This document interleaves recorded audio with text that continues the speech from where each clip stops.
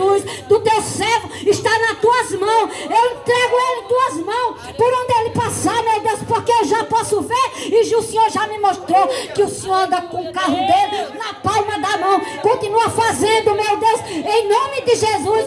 Me dá força os obreiros, os evangelistas, para orar por ele, meu Deus, em nome de Jesus. Dá força o coral dos jovens, dos adultos, das senhoras, Pai, em nome de Jesus, porque o Senhor é Deus. Deus fala para o coral dos jovens, se não tiver todos, começa a orar a partir de hoje, o coral dos jovens, para subir o monte, sexta-feira. E se não orar a partir de hoje, não suba o monte, porque é muito arriscada a descida.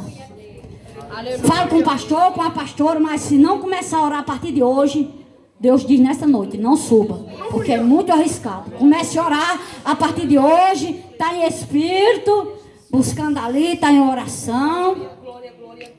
Aleluia, glória a Deus. Quem não souber, procure o pastor como deve fazer, procurar a pastora, a evangelista, mas que vocês comecem a orar, os jovens, para que venha subir o monte, porque não é uma diversão, não vai ser uma brincadeira, não vai ser um passeio não, vai ser uma busca, vai ser uma oração, e monte não é brincadeira, jovem, não é brincadeira. Senhor nosso Deus, eu aqui agradeço, meu Deus, por tudo, meu Deus, que o Senhor fez, por a vida de cada um, meu Deus, em nome de Jesus, porque o Senhor falou que não era para orar por a família, meu Deus, era para orar por eles, porque eles é família também, meu Deus, mas que o Senhor abençoe cada uma família, de cada um que está aqui, os de longe e os de perto, meu Deus, em nome de Jesus, do adulto à criança, meu Deus, o Senhor toca, visita, vai de encontro e faz o que nós não podemos fazer, em nome de Jesus, que nós venhamos orar por a família, em nome de Jesus. E aqui eu agradeço, Pai, por tudo, em nome do Pai, do Filho e do Espírito Santo. Amém, Jesus. Pode vir, pastor. Amém.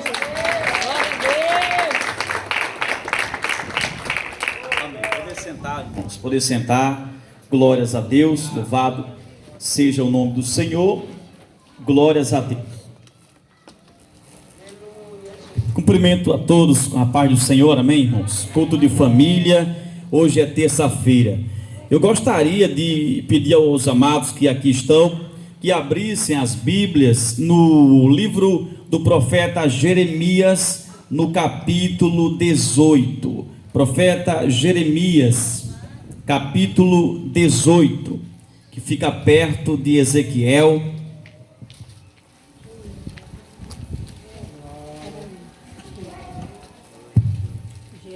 Jeremias capítulo 18. Glorificado é o nome do Senhor Jesus de Nazaré. Glórias a Deus.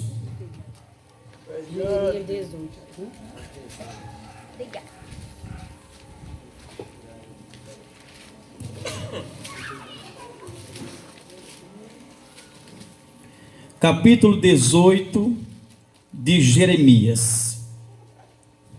Os que encontraram, diga aleluia. Passemos a ler o início do capítulo. Diz: a palavra do Senhor que veio a Jeremias dizendo: levanta-te e desce à casa do oleiro, e lá te farei ouvir as minhas palavras.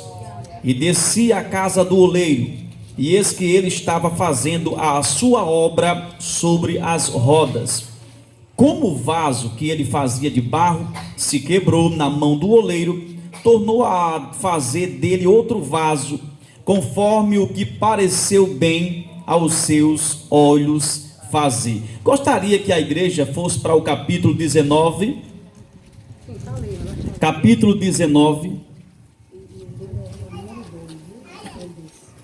Amém. Verso de número 9 e 10, o versos 9 e 10. O 9 diz: e lhes farei comer a carne de seus filhos e a carne de suas filhas, e comerá cada um a carne do seu próximo, no cerco e no aperto, em que os apertarão os seus inimigos e os que buscam a vida deles. Verso 10: então quebrarás a botija à vista dos homens que forem contigo. Santo Deus amado e Pai, nesta noite eu peço perdão pelos meus pecados. Pai, nesta noite, que não seja eu a falar, que não seja eu a dizer nada, mas que o Senhor venha fazer algo forte aqui nesta noite. Que o Espírito Santo, que comanda a igreja, ele venha fazer tudo conforme a tua vontade. Diga, eu creio. Aplauda Jesus. Amém. Esta passagem conhecida, e nós lemos aqui capítulo 18 e depois fomos para o capítulo 19. Ambos os capítulos falam de o quê? Do vaso, de uma botija de barro.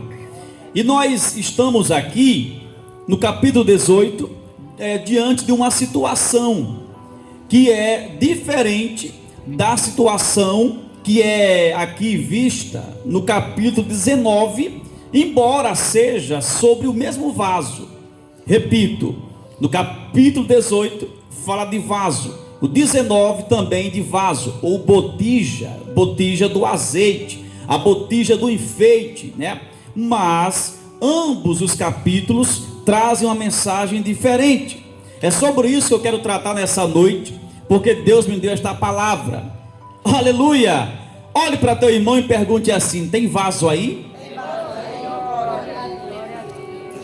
Irmãos, eu tenho escutado muito no meio da igreja pentecostal, que é a igreja que acredita no mover do Espírito Santo, na profecia, na revelação, no círculo de oração que Deus fala e revela, que acredita que é bom e é necessário subir ao monte, e acredita que Deus cura, salva e liberta as pessoas, o meio pentecostal, acredita nos dons espirituais, igreja pentecostal. Então, nesse meio pentecostal, nós ouvimos muito falar-se de vaso. Inclusive, eu estava até lendo esses dias um anúncio, né? Uma propaganda que dizia assim: vem aí o encontro de vasos, né? É até assim, que não entende, é engraçado, vaso, né? Então o encontro de vasos seria o quê? Uma espécie de vigília, né? Da noite cedo até a manhã seguinte, como até de manhã cedo, os sujeitos, irmãos e irmãs, reunidos e reunidas numa só fé, para buscar o poder de Deus, e com certeza serem tomados por essa força de Deus, e serem profetizando e daí por diante. Então os vasos vão se encontrar. Então quem é vaso aí, levante a mão. Então, aí vai para o encontro de vasos. Mas será que todo vaso, aleluia, todo vaso, ele como se diz, é colocado nas mãos de Deus, na mão do oleiro, para ser trabalhado por ele? Será que todo vaso aqui nesta terra, ele é trabalhado por Deus, é reformado com as mãos de Deus ali, para ajeitá-lo quando está quebrado? É sobre isso que eu quero pregar nessa noite. No capítulo 19, a Bíblia diz que o povo estava caído, corrompido, pecando e pecando e pecando, e Deus já não aguentava mais tanto pecado no povo. E ali ele incomoda o profeta Jeremias e diz assim, preste atenção atrás, e diz assim: olha, vá até a casa do Senhor, até a casa de Deus, até a minha casa, e leve os anciãos da fé, os mais velhos da casa de Deus, e quando chega, e leve com você, Jeremias, um vaso, uma botija, leve com você uma botija, um vaso. E ele coloca o vaso no seu bolso e sai com os anciãos. A Bíblia diz que ele chega na porta do templo, e quando chega ali ele para. Isso está escrito no capítulo 19. O 18 a gente vai já para lá. Então o 19 diz que ele chega na porta do templo, ele para, porque o profeta só vai aonde Deus manda. E ele para ali, como se até aqui eu paro, e se Deus mandar eu sigo. Então tem que falar até onde Deus manda. E ele vai, porque Deus mandou ele ir, mas ele para, porque ele não tem mais orientação de Deus, então ele parou. Então ele parou, como dizer, agora Deus. E agora Deus diz assim: fale com esse povo da porta do templo. Assim diz o Senhor, que este povo está corrompido, são vasos quebrados, e eu vou quebrar o resto. Preste atenção, eu vou quebrar o resto do vaso. Então eu pergunto nessa noite, mas por que Deus quebraria um vaso e não consertaria o vaso? Porque Deus quebraria o vaso, coitado, que já está todo arrebentado. Preste atenção, nesta situação do capítulo 19, Deus usa o profeta para dizer assim, vai quebrar o resto, não vou consertar. Então quando é que Deus, Noêmia, não quer consertar mais o vaso? Em qual situação ou em que circunstância o vaso que está meio quebrado, trincado, Deus não quer mais saber dele? Aleluia! Aqui em Israel, Deus estava o quê? Deus estava enojado com tanto pecado. Havia muitas oportunidades, havia muitas possibilidades, havia muitas chances de o povo se converter, mas não quis. Entenda bem uma coisa, existe o tempo para tudo, até para se arrepender, e quando isso não acontece, Deus não dá mais oportunidade. E ali, aleluia, a Bíblia diz lá em Ezequiel, que quando o profeta, ele prega uma palavra que Deus manda pregar, para a pessoa se arrepender a tempo, de não ir para o inferno, e o pregador prega, o profeta prega, e a igreja escuta, ou alguém escuta, mas não dá atenção, e a pessoa vier a morrer e ir para o inferno, né? Quem diz é a Bíblia, o profeta não pagará pelo sangue derramado, ou seja, então alguém vai para o inferno, ninguém é culpado, a opção, a escolha foi feita ali por conta própria, mas quando Deus manda o pregador pregar a palavra, o profeta profetizar, revelar, e o profeta se esconder, se acovardar, porque isso aqui é muito difícil para mim, não vou não. Se a pessoa morrer e for para o inferno, o pregador covarde, a pregadora covarde, vai, lá em Ezequiel, vai pagar pela alma da pessoa que não foi para o céu. Então, assim Deus fazia com Jeremias. E Jeremias mesmo chorando, ele tinha coragem, ele não levou. Aí dizia a profecia, mesmo chorando, coitado, apanhando do povo, mas dizia, então não pagava pelo sangue de ninguém. Então quando Deus via Jeremias falar o que Deus dizia, e o povo não estava nem aí, porque é fácil escutar o que quer, mas o que Deus fala nem sempre é bom escutar. Quando Deus fala, Ele sabe por que está falando aquilo, e é aquilo que nós precisamos, inclusive o pregador também, porque Deus manda para o pregador e depois para disponibilizar o material para todos. Então, se Deus fala, glória a Deus, aleluia, mas o povo estava o quê? Rejeitando a mensagem.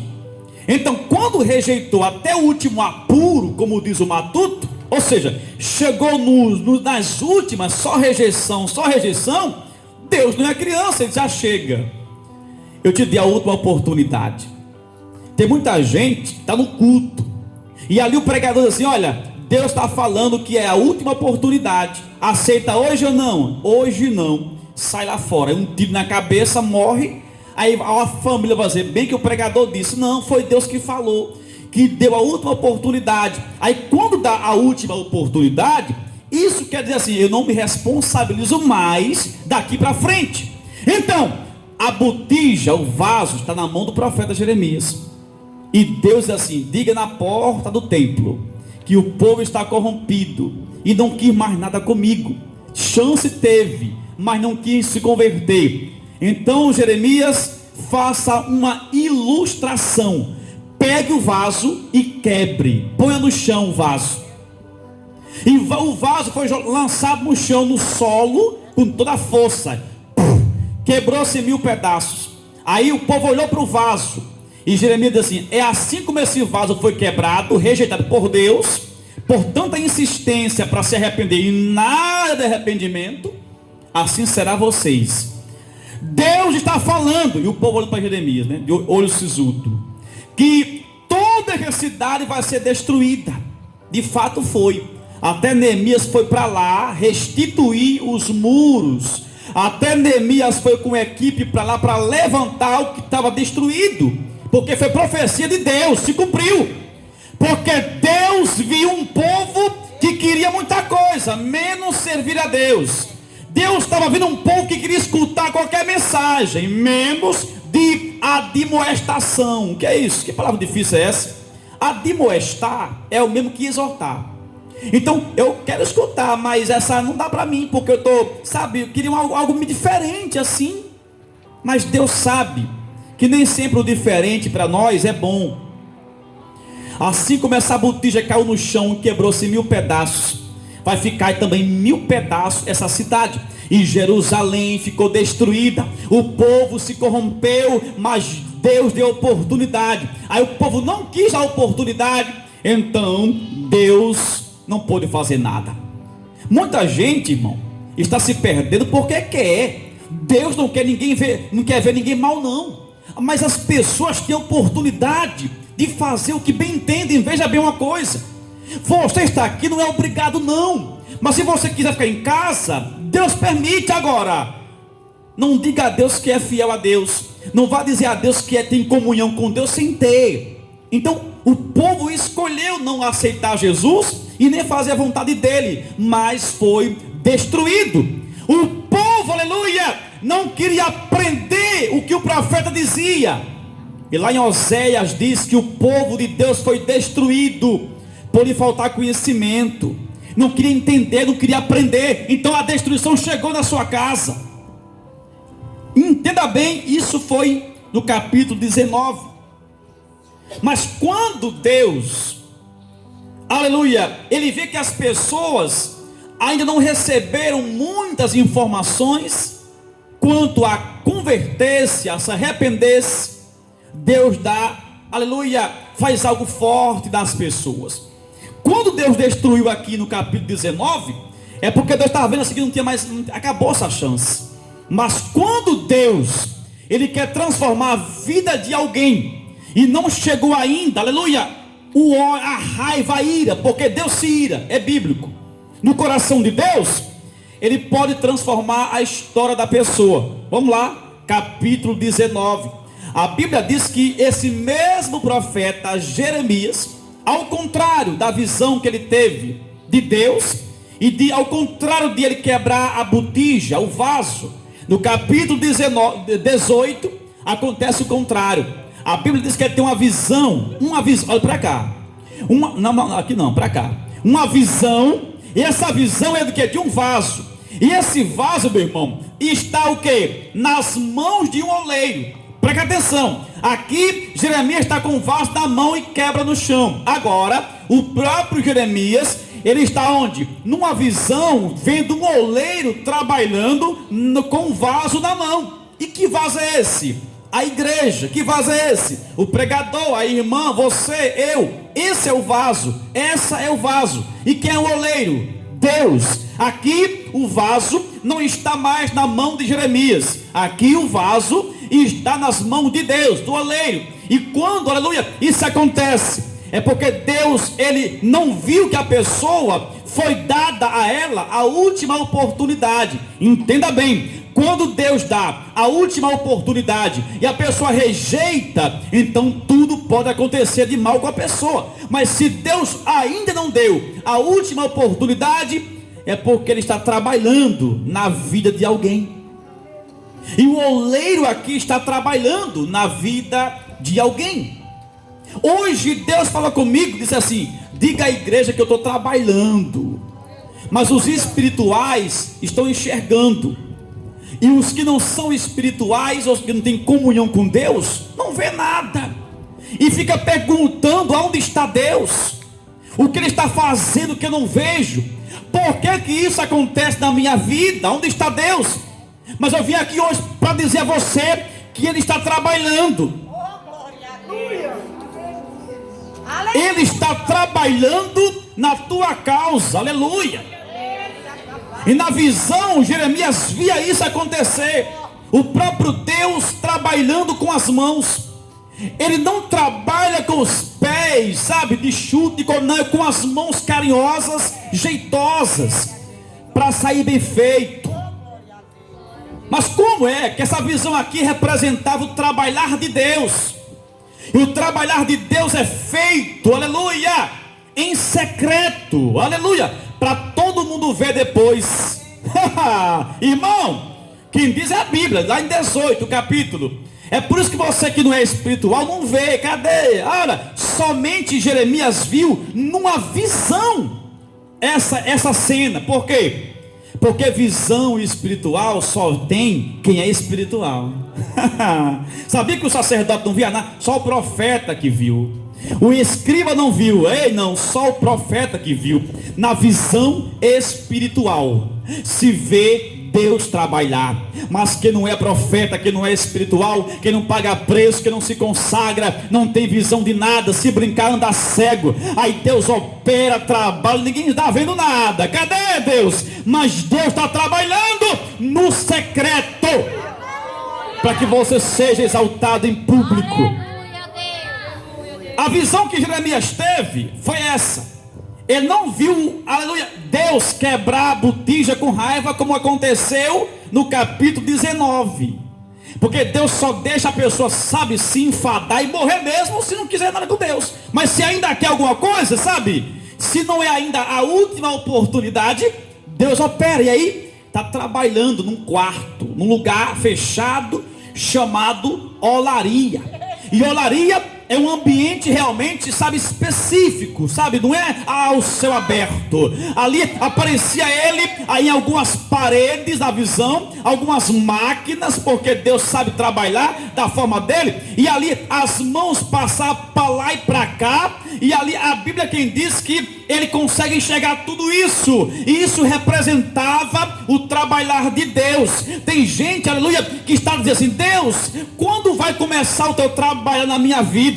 Quando vai chegar a novidade de vida? Mas Deus me trouxe aqui nessa noite para dizer assim: eu já estou trabalhando, eu já estou fazendo. Se você não está vendo, então se consagre e veja o meu trabalhar. E Deus não trabalha de qualquer jeito. Ele trabalha em perfeição de estado. O estado é de perfeição. A Bíblia vai dizer que ele estava trabalhando, esse oleiro, sozinho. Não havia alguém para incomodar o trabalhar de Deus. Não havia ninguém para dar palpites. Aleluia! Não havia ninguém para criticar e dizer assim: Deus, é melhor assim, que aquela pessoa, eu conheço ela, não dê muita corda não, Deus. Não tinha ninguém. Só era Deus operando, trabalhando em silêncio. O profeta não via ninguém por perto, era só Deus, aleluia. Era só Deus e o vaso, aleluia. Porque se alguém se intrometer, não tem jeito, irmão. Se alguém se intrometer, não fica bem. Mas quando somente Deus começa a operar, multidão se levantando, não vai impedir o agir de Deus. Só queira que Deus opere, irmão. Porque pessoas são fracas e são falhas. Mas se somente Deus opera, é o suficiente para você vencer, para você conquistar. Tem gente que diz assim: minha esposa, eu só tenho Deus por mim. Ainda bem que ninguém te atrapalha. Só tinha o vaso e o oleiro trabalhando pelo vaso. Aleluia, Deus. Aleluia. Mas quando eu medito nessa passagem, eu vejo que o trabalhar do oleiro, aleluia, é um trabalhar em secreto. E é por isso que tem gente que não consegue enxergar. E por não enxergar, aí vem você vindo para a igreja. Aí a pessoa às vezes não muda nada, só que não está vendo que você está crescendo, aleluia, está sendo exaltado por Deus, porque o trabalhar já está acontecendo, aleluia, e só enxerga, repito, quem está no Espírito. E eu vejo que a olaria é um lugar onde se produz não só vasos de barro, pode também se produzir telha, tijolos e até lajotas. Ou seja, deveria ter ali o vaso, a telha, o tijolo e a lajota. Mas o profeta vê somente quem? Vaso. Sabe o que é isso, irmão? É que Deus quer usar vaso. O projeto dele é com vaso. Ele quer transformar vaso, não quer telha nem tijolo. O propósito dele aqui é com vaso da casa de Deus, ou trincado, ou reformado, ou pequeno ou grande. Ele olha para quem é vaso. Se você é vaso de Deus, se você tem utilidade, é com você que Deus está operando, está trabalhando. Mas eu não vejo nada. Tudo bem, mas mesmo assim Ele está fazendo algo na tua vida, meu amado. Irmãos, a olaria é lugar de trabalho, e Deus está trabalhando, e a Bíblia diz que ninguém pode impedir o trabalhar de Deus. Ninguém vai impedir o trabalhar de Deus na tua família, na tua casa. Ele nunca para de trabalhar, sabia disso? Ele não tem férias e não tem preguiça. Deus, para operar na sua vida do jeito dele, que é a melhor maneira possível, Ele não consulta o teu coração para saber se você gostaria daquilo ou não. Deus não consulta a opinião da sociedade. A sociedade diz assim: era melhor que o irmão fosse do jeito que era antigamente, era mais legal. Agora é crente, aí mudou muito. Mas Deus está trabalhando na sua vida, não quer saber de opinião de ninguém. Ele está transformando você e vai colocar você do jeito que Ele quer que você seja. E você fala assim: eu não sei porquê, mas eu estou estranho demais, estou muito estranho. Eu não era assim, eu tinha um pensamento assim, mas mudou o pensamento. Já é o transformar de Deus, já é o trabalhar de Deus. Irmão, há um tempo atrás eu gostava muito, mas hoje não gosto muito disso. Já é o trabalhar de Deus, é o oleiro transformando a tua vida, porque Ele transforma, meu irmão, para depois se cumprir o propósito na tua vida. E não é de qualquer jeito, tem que haver sim um trabalhar de Deus. A Bíblia diz, nesse capítulo 18, no versículo 3,